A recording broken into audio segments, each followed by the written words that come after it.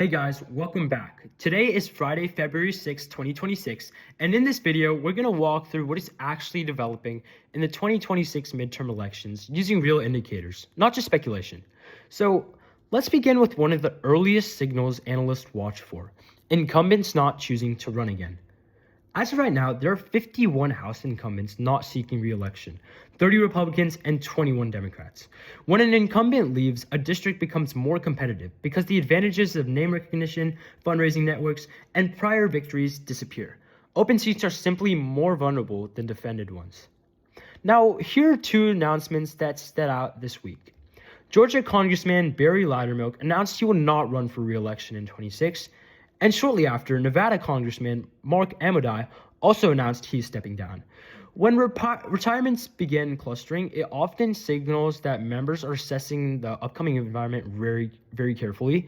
And to understand why this matters, we really need to look at the map itself. So this is the 2026 House interactive map, and think of it as like a battlefield for control of House representatives. Following the last election cycle, the House stood at roughly 220 Republicans and 215 Democrats, a very narrow margin, very narrow. In a chamber this tight, even small shifts, retirements, or competitive districts can change the balance of the House. Now, the key question is not who is louder politically, but how many seats are truly competitive and how that number evolves over time. To understand this possible outcome, it helps to think in a couple scenarios. So the first scenario, a closed cycle. In this situation, retirements continue, but the national political environment remains mixed.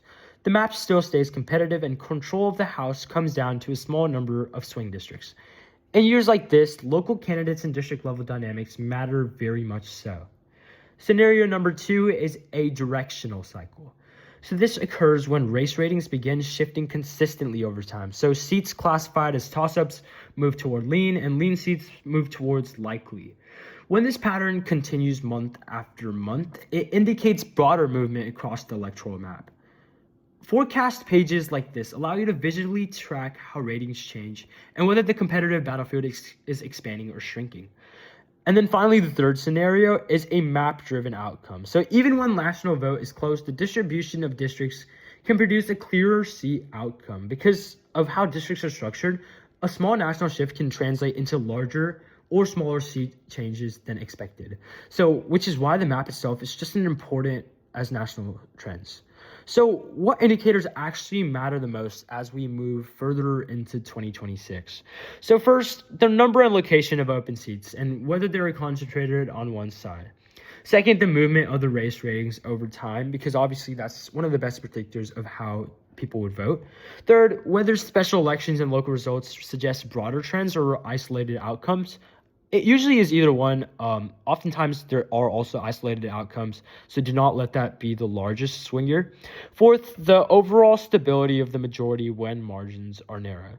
Taken together, these four indicators help explain not just what might happen, but like how the environment is really evolving. And as the year progresses, the story of 2026 will become clearer through changes in retirements, shift in ratings, and movement across the map itself. So we'll keep you updated on that. Thank you for watching, and I will see you in the next analysis.